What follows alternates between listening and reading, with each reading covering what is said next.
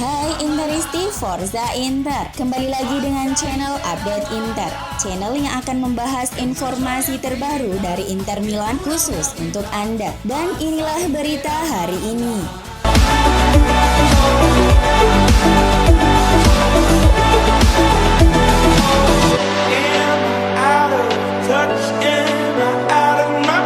Dua pemain kunci Inter yakni striker Edin Dzeko dan bek Alessandro Bastoni akan kembali mengikuti sesi latihan bersama skuad Nerazzurri mulai Kamis besok. Gazeta.it melaporkan bahwa kedua pemain tersebut sudah dalam tahap akhir untuk pemulihan cedera dan diperkirakan dapat tersedia untuk laga melawan Napoli. Dzeko kembali ke Inter lebih awal dari tugas internasional karena mengalami cedera paha sehingga tidak dapat tampil lagi membela timnas Bosnia di kualifikasi Piala Dunia 2022. Sementara itu Bastoni juga kembali ke klub setelah dikeluarkan dari skuad tim nasional Italia karena hasil pemeriksaan menunjukkan adanya masalah otot yang ia alami saat laga Derby Milano. Baik Dzeko maupun Bastoni saat ini masih berlatih secara terpisah, tetapi berdasarkan penilaian terbaru mereka seharusnya dapat kembali berlatih penuh secara tim besok agar sepenuhnya bugar tepat waktu untuk menghadapi sang pemuncak klasmen Serie A Napoli pada Senin dini hari waktu Indonesia Barat. Sedangkan pemain Inter lainnya Stefan De Vrij terpaksa menepi dari skuad selama 10 hari ke depan untuk pemulihan cedera. Dengan demikian menurut laporan dari Gazzetta dello Sport bahwa De Vrij tidak akan dapat tampil untuk dua pertandingan Nerazzurri berikutnya yakni melawan Napoli dan Shakhtar Donetsk. Pemeriksaan lebih lanjut bakal kembali dilakukan bertujuan untuk mempercepat pemulihan pemain berusia 29 tahun tersebut. Tetapi berdasarkan prediksi, ia paling mungkin bisa kembali beraksi saat pertandingan Inter melawan Venezia pada tanggal 28 November 2021. Sementara itu, berita buruk menimpa kembali pemain Inter di jeda internasional. Ada Alexis Sanchez yang kembali menderita cedera saat laga kekalahan Chili 0-2 atas Ekuador yang berlangsung dini hari tadi. Sang pemain harus ditarik keluar di menit ke-36. Masih perlu ditunggu pemeriksaan selanjutnya berapa parah cedera yang dialami Sanchez. Ini adalah cedera yang kesekian kalinya didapat Sanchez saat membela tim nasionalnya.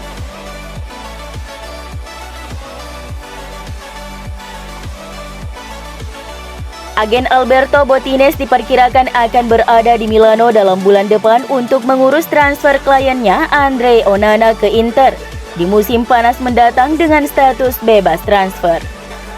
Seperti yang dilaporkan oleh FC Inter News bahwa demi kelancaran proses kepindahan kiper berusia 25 tahun tersebut ke Nerazzurri, maka sang agen Alberto Botines akan menyambangi markas Inter Milan di bulan Desember.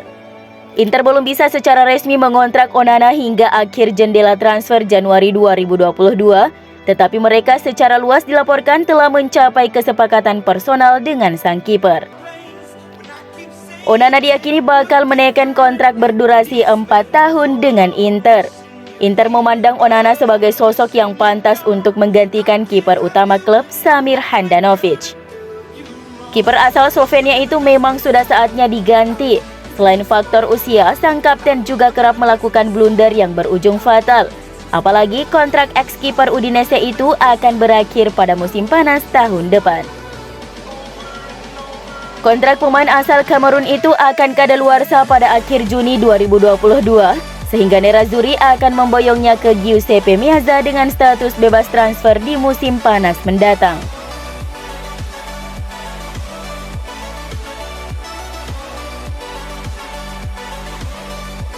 Inter dapat menawarkan bek sayap Valentino Lazaro ke Eintracht Frankfurt sebagai bagian dari pertukaran pemain plus dana segar untuk Filip Kostic.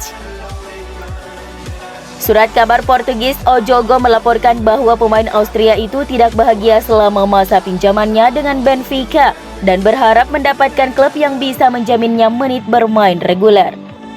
Lazaro yang bergabung dengan raksasa Portugal Benfica dengan status pinjaman pada jendela transfer musim panas, tetapi sejauh ini dia belum menemukan performa terbaiknya, mengingat cedera yang membuatnya hanya tampil 6 kali pada musim ini. Sementara itu, Nerazzurri secara aktif mencari pengganti Ivan Perisic dan Filip Kostic adalah salah satu target utama mereka.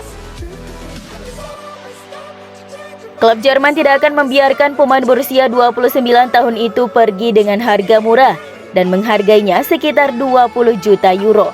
Namun Nerazzurri dapat menggunakan Lazaro untuk mencoba dan mengurangi harga yang mereka minta untuk pemain Serbia itu.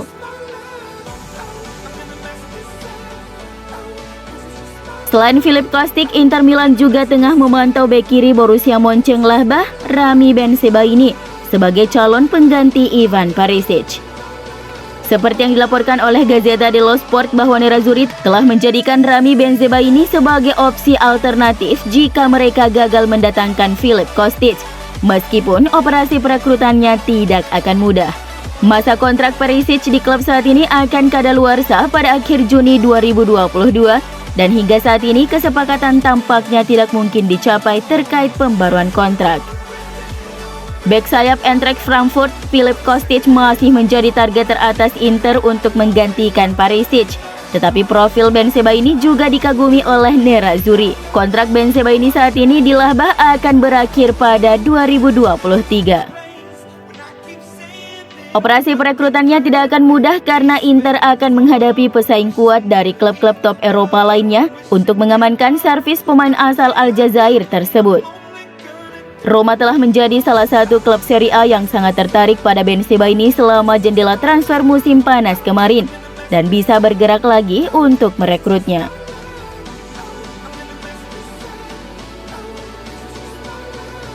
Gelandang Hakan Çalhanoğlu mengungkapkan alasan dirinya memilih bergabung dengan Inter Milan pada awal musim ini adalah untuk mencari tantangan baru di karirnya.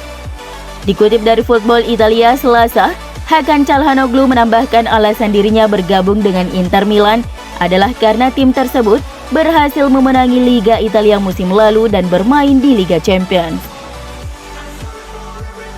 Saya memutuskan pergi ke Inter karena saya menginginkan tantangan baru dalam karir saya. Mereka adalah klub yang hebat. Mereka memenangi Liga musim lalu dan bermain di Liga Champions, ujar Çalhanoğlu kepada 433. Çalhanoğlu lanjut mengatakan dirinya sadar membuat pilihan tertentu dalam hidup dan harus terus melihat ke depan serta tidak melihat lagi ke belakang. Ia sadar Inter Milan selalu menjadi tim yang hebat dan sering mengalahkan AC Milan ketika kedua tim bertemu di derby yang memiliki tajuk Della Madonnina. Saya sadar bahwa saya membuat pilihan tertentu, tapi inilah hidup. Kamu harus melihat ke depan dan tidak melihat ke belakang. Saya tahu bahwa Inter selalu menjadi tim yang hebat, mereka sering mengalahkan Milan di derby, ungkap Çalhanoğlu. Meski saat ini membela panji Inter Milan, Çalhanoğlu mengakui dirinya menjalani musim-musim yang positif bersama AC Milan dan masih memiliki banyak teman di sana.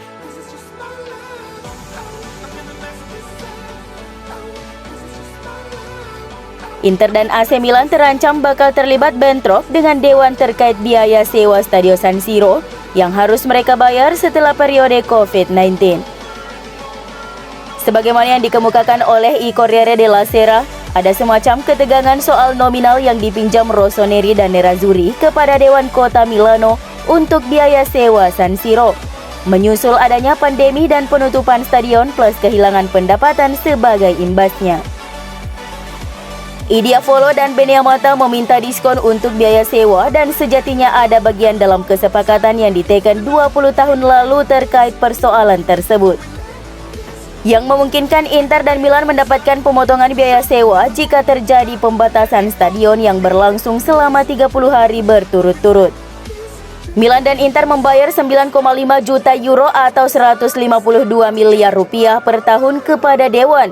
Namun perlu dicatat bahwa pada sebagian besar musim 2019-2020 dan sepanjang musim lalu, fans tidak diizinkan memasuki stadion sehingga pendapatan dari matchday turun hingga dapat dikatakan 0 rupiah.